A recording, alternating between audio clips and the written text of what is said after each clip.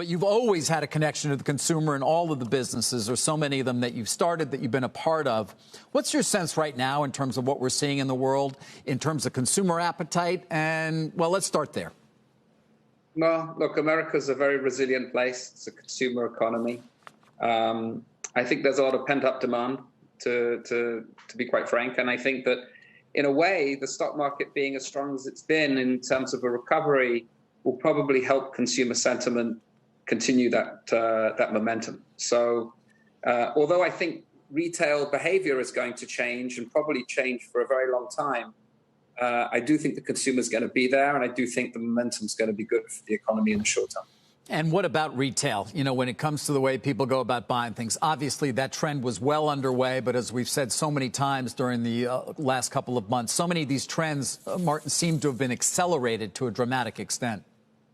That's exactly right. It's accelerated. I mean, the inevitable of brick and mortar being under pressure is happening, which means that rents are going to have to change on a fairly significant scale. Volumes are not going to be the same at brick and mortar retail. And I think that a lot of other behaviors are going to change. I think that, people who are going to realize that they can work from home.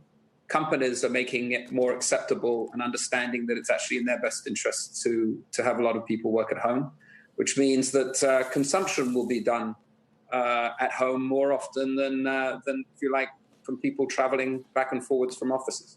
Yeah, so I would assume you're not going to be investing in an office space REIT anytime soon as well, Martin. Not for me. You have experience with supply chains, obviously, given your former positions in the companies, particularly in terms of importing from the places such as China and low-cost producers. What's your sense in terms of the supply chain right now? And given the deteriorating, I think, relationship between the U.S. and China, are those changes that were already underway as a result of the trade war going to accelerate as well in terms of where people are sourcing their product?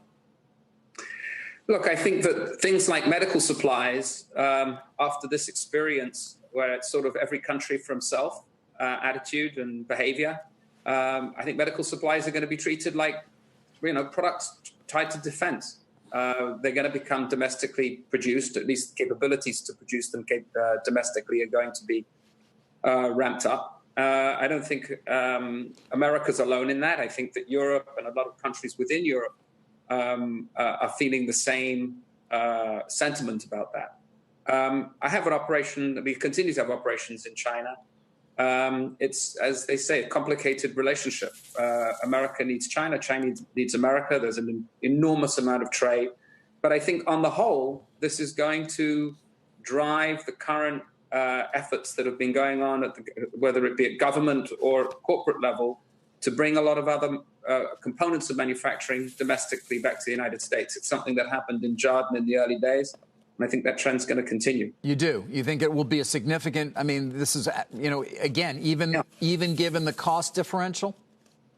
Look, there's a lot of price elasticity in medical products. So I think if you have to pay 50 cents more for a mask and have it made in the United States, I don't think that's going to be an issue. It's the reality of it.